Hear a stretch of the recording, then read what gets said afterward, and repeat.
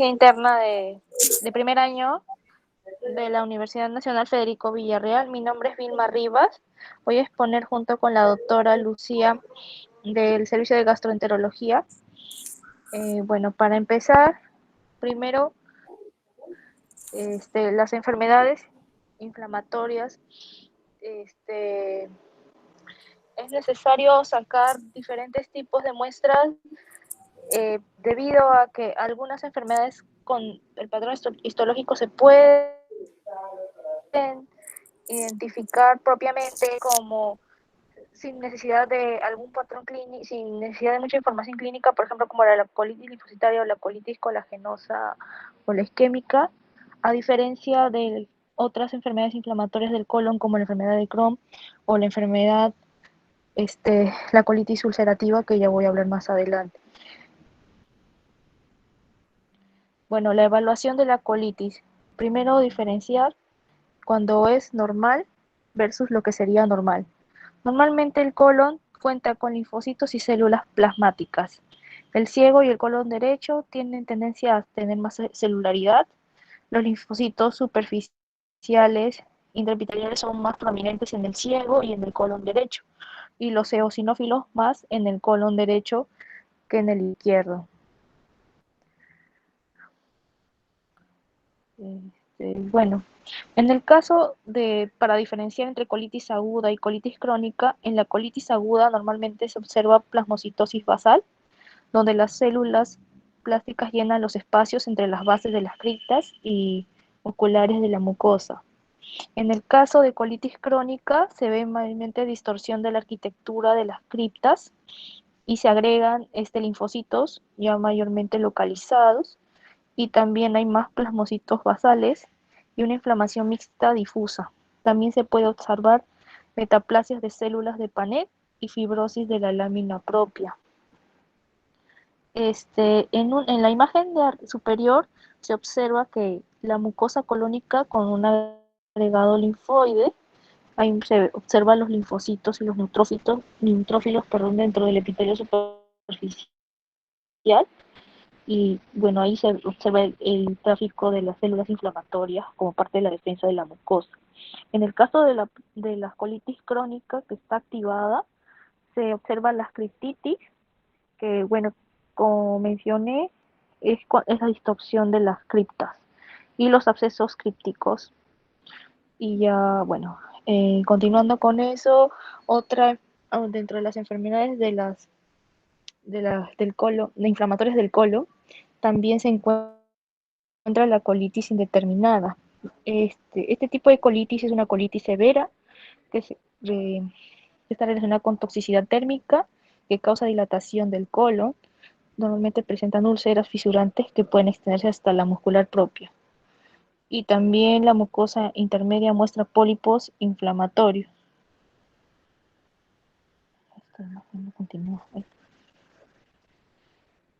Bueno, otra enfermedad que estaría dentro de las enfermedades inflamatorias del colon sería la displasia en la enfermedad intestinal inflamatoria. Entre ellas, las más importantes y resaltantes es la colitis ulcerativa y la enfermedad de Crohn. Bueno, la colitis ulcerosa, ¿no?, es un proceso inflamatorio de la mucosa del colon que normalmente afecta a la parte del recto. Un 30% es proctitis, el 40% se extiende hasta el lado izquierdo y un 30% puede formar pancolitis. Las características macroscópicas, como ya mencioné, que compromete el recto y hay compromiso continuo del colon, pero de manera proximal. Nunca toca la válvula ileocecal, es muy raro. Y la severidad de la inflamación puede variar según la región en donde se encuentre y que empeora distalmente. Normalmente esto se observa en pacientes de 20 a 40 años. La colitis ulcerativa es más común, 3 veces más común, pacientes no fumadores comparado al Crohn. Y, y bueno, si el paciente deja de fumar, podría haber recidivas. Los hallazgos histológicos se puede observar un proceso inflamatorio infoplasmocítico con neutrófilos superpuestos, hemorragia y degeneración epitelial. En la imagen de arriba se observa colitis ulcerativa fulminante, normalmente aguda. Se observan úlceras fisurantes que pueden extenderse hasta la muscular propia. La mucosa intermedia frecuentemente muestra pólipos inflamatorios, donde se agregan linfoides profundos o basados en la serosa, que no son frecuentes normalmente en la cantidad de úlceras que se ven. A los pacientes también, para poderlos reconocer, tienen signos extraintestinales. Normalmente se observan dedos en palillos de tambor, úlceras aptosas orales, eritema nodoso, pioderma gangrenoso y con conjuntivitis y artritis en grandes articulaciones, porque normalmente esto se debe a que hay una respuesta inmune inadecuada contra la flora colónica, que bueno, sería normal en este caso los pacientes. En la imagen de abajo se observa un aumento del número de linfocitos epiteliales con una inflamación anormal a nivel microscópico. Y ahora les hablaré sobre la enfermedad de Crohn. La enfermedad de Crohn también es una enfermedad inflamatoria crónica que se caracteriza por inflamación granulomatosa transmural que afecta a cualquier parte del intestino, desde la boca al ano, especialmente en el ilio terminal, en un 70%. Hay intestino no afectado. Entre las áreas de la enfermedad activa, bueno, las lesiones son salteadas.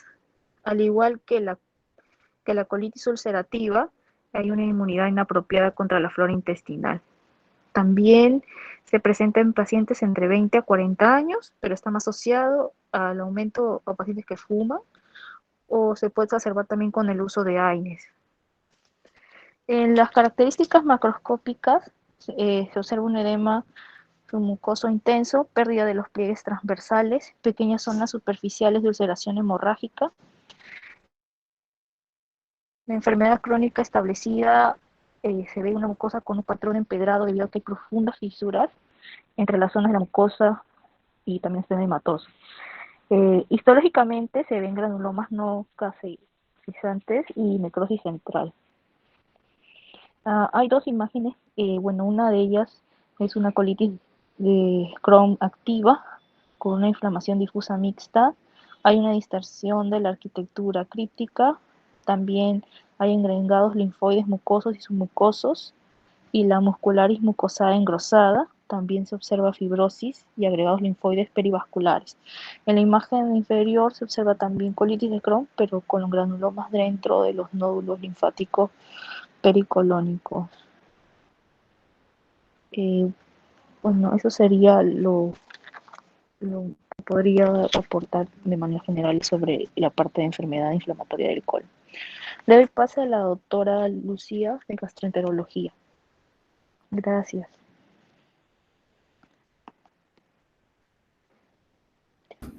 Gracias, Stephanie.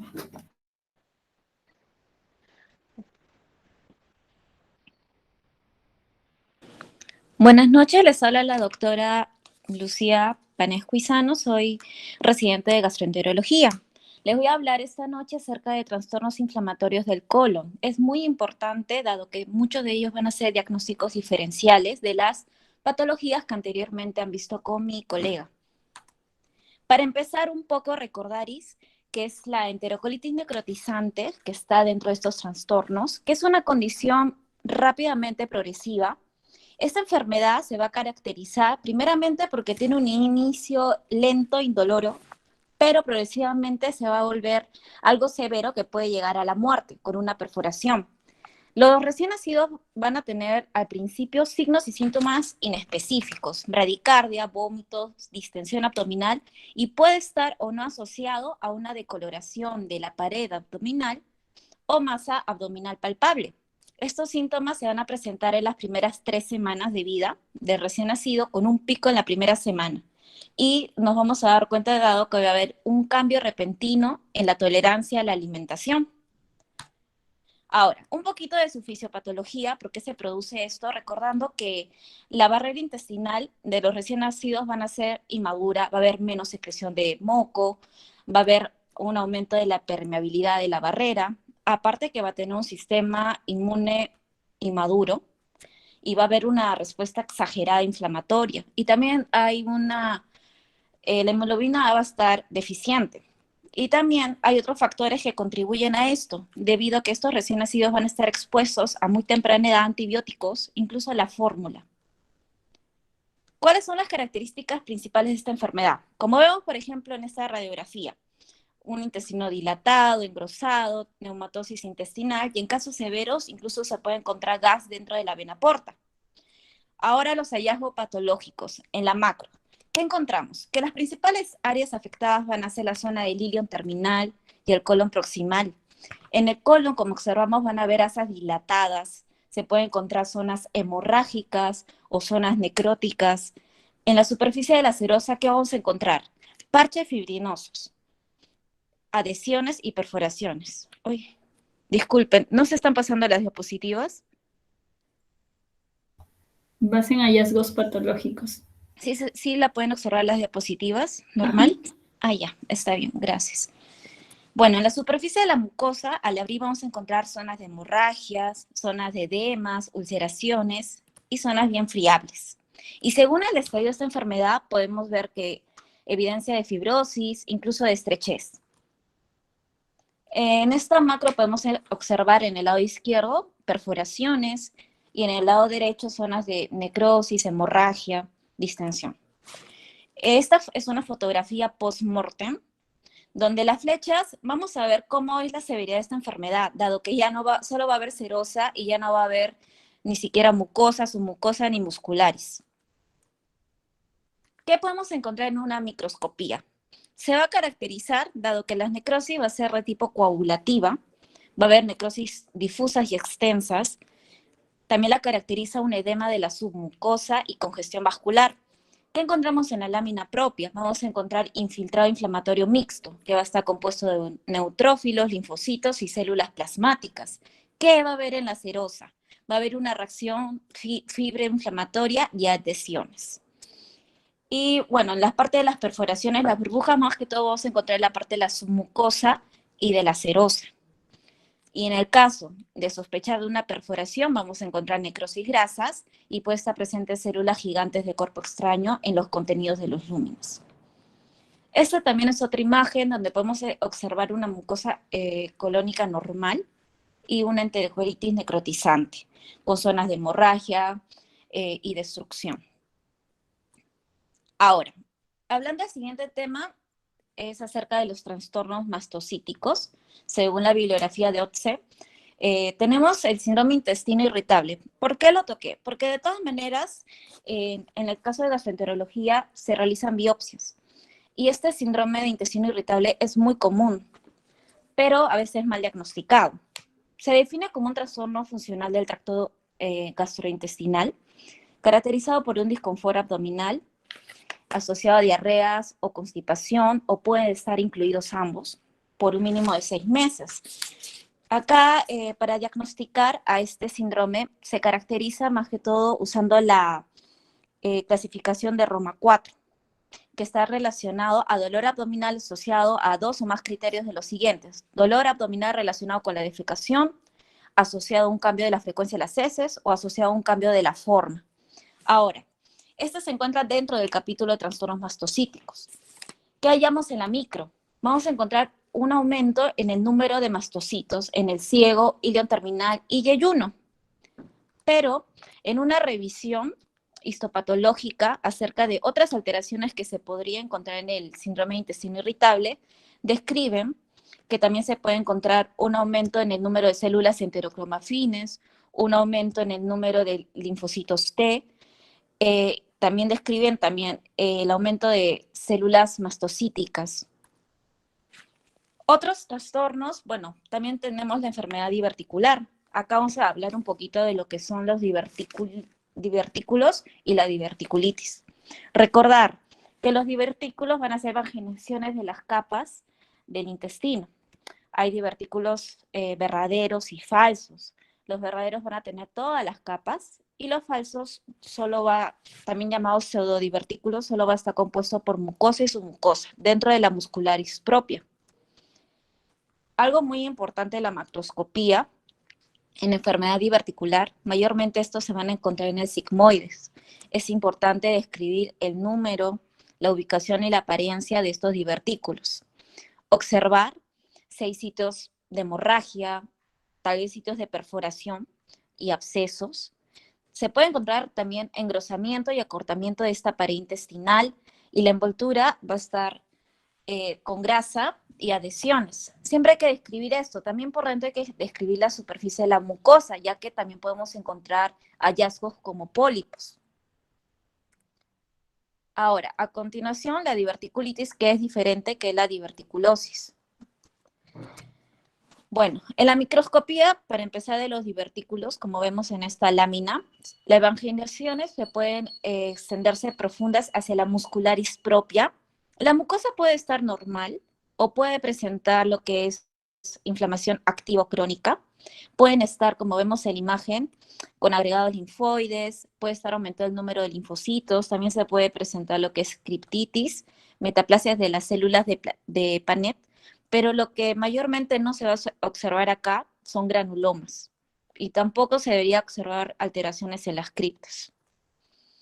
Acá podemos encontrar más láminas de cómo se vería a la micro los divertículos, con su infiltrado linfoide también.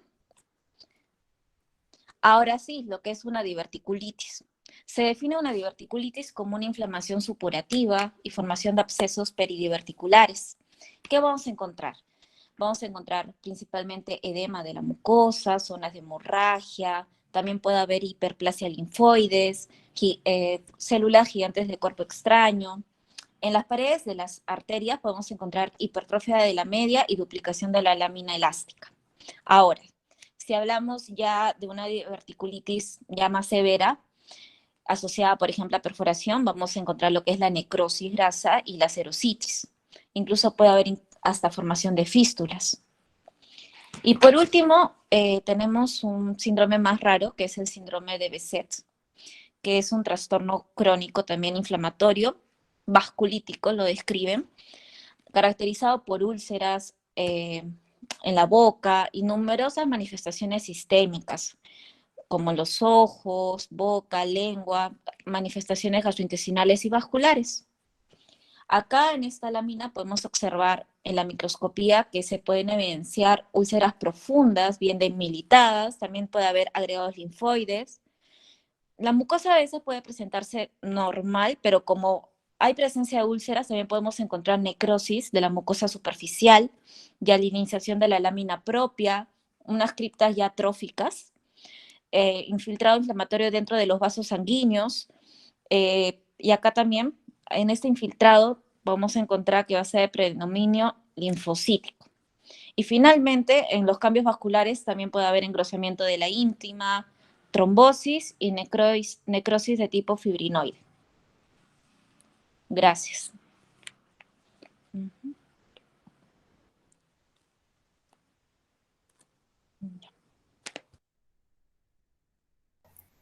Bueno, agradecemos la ponencia de las dos doctoras. Bueno, se trató un poco de exponer lo que es trastornos inflamatorios del intestino, porque cada vez ha ido cobrando mayor importancia, por ejemplo, sobre los trastornos de la colitis ulcerativa y la enfermedad de Crohn. Si bien es cierto, son enfermedades raras en nuestro medio, hay estudios que han dicho que ambas enfermedades han tenido en las últimas 2 décadas un aumento en su incidencia, ¿no? Y es por eso, en Latinoamérica, y es por eso que, pues, cobra importancia su estudio. Más que todo, al menos en los últimos estudios realizados en Perú, siempre ha habido un porcentaje mayor de colitis ulcerativa que de enfermedad de Crohn, que al contrario de la literatura americana o norteamericana, que dicen que la incidencia ha aumentado en enfermedad de Crohn que en colitis ulcerativa. Entonces, ¿esto por qué se debe? Usualmente lo asocian más a los cambios en los hábitos alimenticios de las personas latinoamericanas, las cuales pues han ido perdiendo un poco la fibra en los alimentos y aumentando los carbohidratos de las comidas rápidas, ¿no? Una cosa que quería quizá puntualizar es de la ponencia de Stephanie, es que cuando hablamos de trastornos inflamatorios, hablamos, como bien ella lo dijo, de los cambios crónicos y de los cambios agudos que puede tener la inflamación. Dentro de los cambios agudos, cuando hay áreas de actividad, el epitelio superficial se puede regenerar, ¿no? Hay cambios regenerativos dentro del epitelio superficial y usualmente, o bueno, a veces es un poco difícil de distinguir de las displasias, porque los cambios regenerativos suelen simular mucho una displasia. Entonces quería preguntarle si tenías más o menos cómo podemos distinguir los cambios regenerativos histológicamente hablando de las displasias, si no es para Stephanie, para cualquiera de los participantes.